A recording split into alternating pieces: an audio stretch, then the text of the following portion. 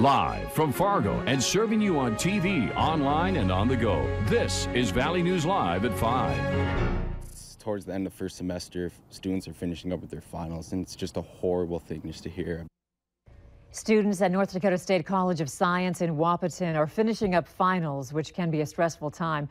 But adding to that stress, many are trying to deal with the loss of a classmate after he was found dead in his dorm yesterday.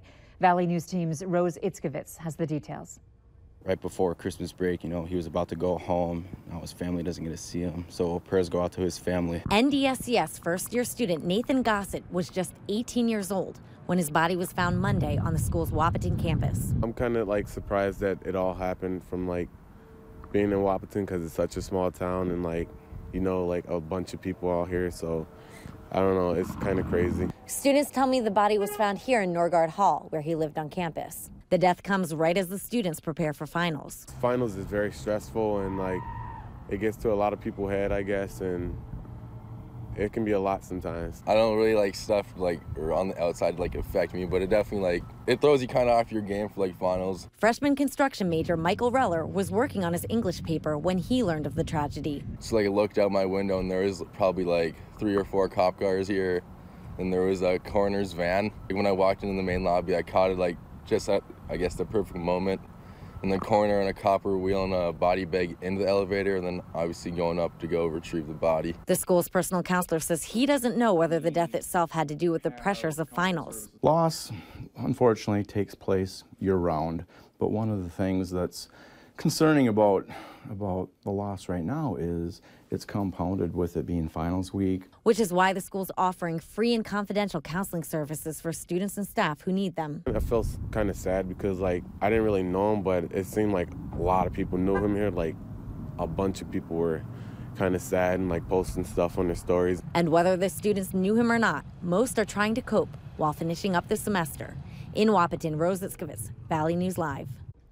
Police are not yet releasing how the student died, but the school says counseling is available for all students all week on NDSCS's campus between the hours of 4 p.m. and 6 p.m. or by appointment.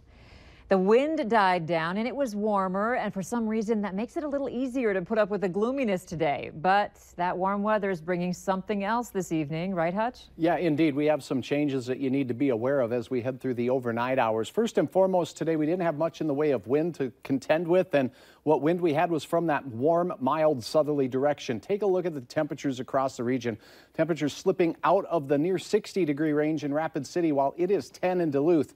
Huge temperature difference, going to drive some change overnight. Here's what you can plan for overnight: rain, freezing rain, and areas of snow will push through the valley. From northwest to southeast, by the morning, we'll have an icy commute for many areas. Not expecting a lot of snow for the majority of the viewing area, but near Lake of the Woods, we could see some enhanced snow totals that could be upwards of 1 to 4 inches. There is a winter weather advisory for slippery conditions. Give yourself extra time to commute for work because things could get quite slippery out and about. We'll have hour-by-hour details on the progress of this system as it works its way through, but it is winter and we all know how to drive on this, but it's a little reminder ahead of time that you may need that extra time. Yeah, exactly. Thank you. You bet.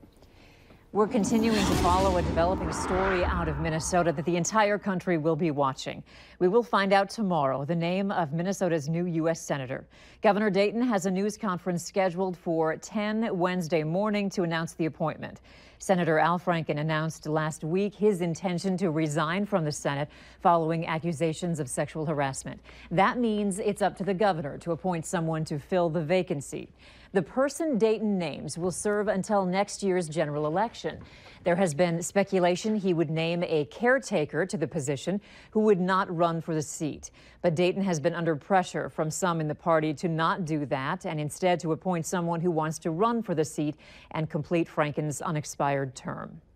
Fargo police needs your help identifying a woman who is suspected of stealing a wedding band worth more than $25,000.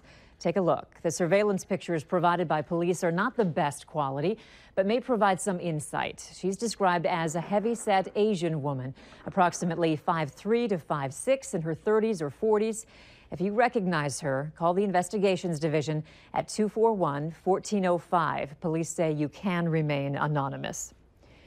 The North Dakota Highway Patrol has released the name of a man killed in a one-vehicle crash in Ramsey County. Troopers say 90-year-old Edgar Beam of Fordville, North Dakota, was killed in the crash on Monday. It happened on Ramsey County Road 2, about 3 miles east of Crary. Troopers say Beam's vehicle spun out of control on icy conditions, ran off the road and into the ditch, and then rolled. Beam died at the scene. Alabama voters are going to the polls for a special election that has caught the attention of the nation. Democrat Doug Jones is facing Republican Roy Moore. Moore was heavily favored in this red state until multiple women revealed decades-old sexual misconduct allegations. Moore, an anti-establishment Christian conservative, has the support of President Trump, while the Jones camp worked to get African Americans to the polls and to win over some Republicans in a state that hasn't elected a Democrat to the Senate in 25 years. Democrats are ramping up their claims of sexual misconduct against President Trump. This after some say the claims of Russian collusion have fizzled. All of this is now leading to a war of words on social media and on Capitol Hill. Weijia Jiang reports from the White House.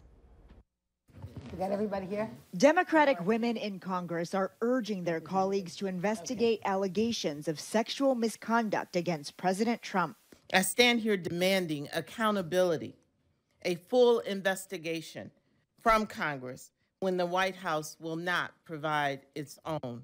The demand comes after 3 of the president's accusers spoke out on Monday.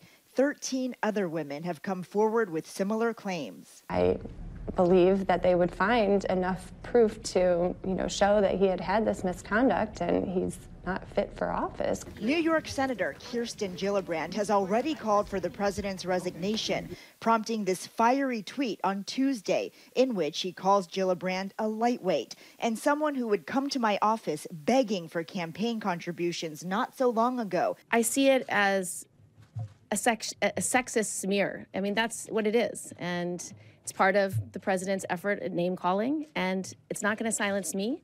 President Trump also tweeted the accusations are false and the stories are fabricated, adding the reason Democrats are focused on the allegations now is because they have not been able to show collusion with Russia during the 2016 presidential campaign. And again, the American people knew this and voted for the president, and we feel like we're ready to move forward in that process. The White House has promised a list of eyewitnesses to exonerate the president. So far, 2 have been quoted in news articles questioning the accusers' stories. Weijia Jiang, CBS News, the White House. Federal campaign finance records show President Trump donated $4,800 to Gillibrand's Senate campaign in 2010.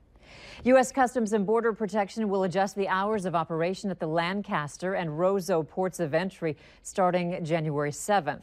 Current hours at the Port of Lancaster are from 8 a.m. to 10 p.m. The new hours of operation will be from 8 a.m. to 6 p.m. Travelers wishing to cross into the U.S. when the port is closed may cross at the Pembina port. The current hours of operation at the Port of Roseau are from 8 a.m. to midnight. Those hours will change from 8 a.m. to 8 p.m. And travelers wishing to cross into the U.S. after hours may cross at the Warroad port. The Grand Forks City Council is taking a page from Fargo and Moorhead and drafting a resolution for inclusion. The resolution is meant to take a stance to promote diversity and include people from all backgrounds. During the City Council's work session, there was some back and forth about the language of the resolution, and the City Council president asked if a resolution is needed because he feels Grand Forks is an inclusive place already. Others feel there is a needed proactive approach. Probably not everyone you would talk to would feel that they've always been welcomed, and that in any community there is bound to be some element of discrimination that occurs from time to time, or even something more egregious than that. A revised resolution will be discussed at the next City Council meeting on Monday.